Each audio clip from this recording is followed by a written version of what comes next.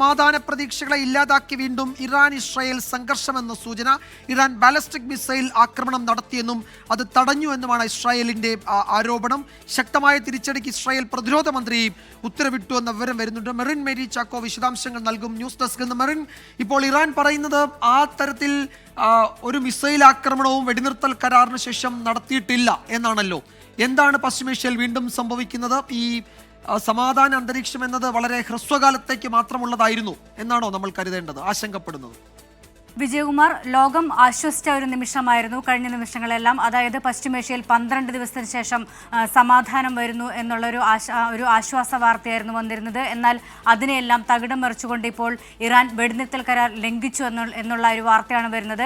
Iran വെടിനിർത്തൽ കരാർ ലംഘിച്ചെന്ന് Israel മാധ്യമങ്ങളാണ് ഇപ്പോൾ റിപ്പോർട്ട് ചെയ്തത്. അതായത് ഇസ്രായേലിന് മേൽ 2 ബാലിസ്റ്റിക് മിസൈലുകൾ ഉപയോഗിച്ച് ആക്രമണം നടത്തിയെന്നും ഇത് ജനങ്ങളോട് ബങ്കറുകളിൽ നിന്നും പുറത്തേക്ക് ഇറങ്ങാൻ നിർദ്ദേശം നൽകിയ സമയത്താണ് ഇത്തരത്തിൽ ഒരു ആക്രമണം ഉണ്ടായതുമെന്നുമാണ് ഇപ്പോൾ ഇസ്രായേൽ സ്ഥിരീകരിക്കുന്നത്.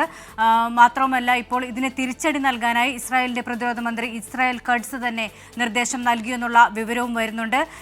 നേരത്തെ തന്നെ ഇത് കഴിഞ്ഞ മണിക്കൂറുകളിലാണ് ഇത് സംബന്ധിച്ച ഒരു വെടിനിർത്തൽ ധാരണയായത്. 12 ദിവസത്തെ അശാന്തിക്കൊടുവിൽ ഒരു സമാധാന പുലരി ഉണ്ടാകുമെന്ന് ലോകം ആശ്വസിച്ച ഒരു സമയത്ത് തന്നെയാണ് വീണ്ടും അത്തരത്തിലുള്ള വെടിനിർത്തലായിട്ടില്ല, അല്ലെങ്കിൽ ഇറാന്റെ ഭാഗത്തുനിന്നും അത്തരത്തിലുള്ള സമാധാന ശ്രമങ്ങളുമായി സഹകരിക്കാൻ ശ്രമമില്ല എന്ന് തന്നെ ഇസ്രായേൽ മാധ്യമങ്ങൾ ഇപ്പോൾ റിപ്പോർട്ട് ചെയ്തിരിക്കുന്നത്. പശ്ചിമേഷ്യ വീണ്ടും അശാന്തിയുടെ ഒരു പാതയിലേക്ക് നീങ്ങുന്ന ഒരു സാഹചര്യമാണുള്ളത്. നേരത്തെ US പ്രസിഡന്റ് ഡൊണാൾഡ് ട്രംപ് തന്നെ വ്യക്തമാക്കിയിരുന്നു. അതായത് ഇപ്പോൾ ഇറാനും ഇസ്രായേലും തമ്മിൽ വെടിനിർത്തൽ കരാർ നിലവിൽ വന്നു കഴിഞ്ഞു.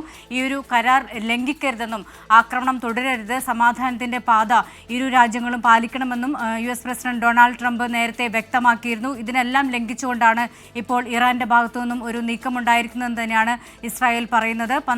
2 ബാലിസ്റ്റിക് മിസൈലുകൾ ഇസ്രായേൽ നഗരങ്ങൾക്ക് നേരെ തൊടുത്തുവെന്നാണ് ഇപ്പോൾ ഒടുവിൽ ലഭിക്കുന്ന വിവരം. നേരത്തെ ഈ വെടിനിർത്തൽ കരാർ നിലവിൽ വരുന്നതിന് തൊട്ട് മുമ്പ് വരെ കനത്ത ആക്രമണമാണ് ഇരു രാജ്യങ്ങളും തമ്മിൽ നടത്തിയത്. ഇസ്രായേലിലെ ബീർഷേബയിൽ ഇറാന്റെ ആക്രമണത്തിൽ 6 പേർ കൊല്ലപ്പെട്ടിരുന്നു. മാത്രമല്ല, ഇറാന് നേരെയും ഇസ്രായേൽ കനത്ത ആക്രമണം നടത്തിയിരുന്നു. കരാച്ച് അതേപോലുള്ള നഗരങ്ങളിൽ കനത്ത ആക്രമണമാണ് ഇസ്രായേൽ നടത്തിയത്. അവിടെ ഇന്ന് ഒരു ആണവ ശാസ്ത്രജ്ഞൻ ഉൾപ്പെടെയുള്ളവരാണ് ഇറാനിൽ കൊല്ലപ്പെട്ടത്. ഇത്തരത്തിൽ ഒരു ഇറാൻ ഇസ്രായേൽ സംഘർഷം അതിരൂക്ഷമായി തന്നെ, അതായത് സമാധാനത്തിന് ഒരു അല്പായുസ് മാത്രമെന്ന് ഈ ഒരു നിമിഷം പറയാൻ സാധിക്കും.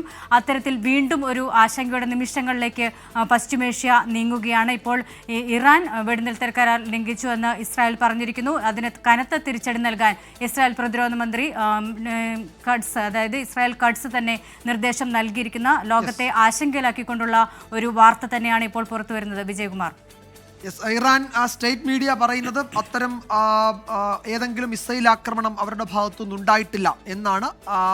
പക്ഷേ ഇസ്രായേൽ പറയുന്നത് അവരുടൻ ഇതിന് തിരിച്ചടി നൽകുമെന്നത്. ഏതെങ്കിലും ഇറാൻ അനുകൂല സായുധ ഗ്രൂപ്പാണോ ഈ മിസൈൽ ആക്രമണത്തിന് പിന്നിൽ എന്നൊക്കെയുള്ള സംശയങ്ങൾ ഉയരുന്നുണ്ട്. പക്ഷേ എന്തായാലും മറ്റു സ്ഥിരീകരണങ്ങളൊന്നുമില്ല.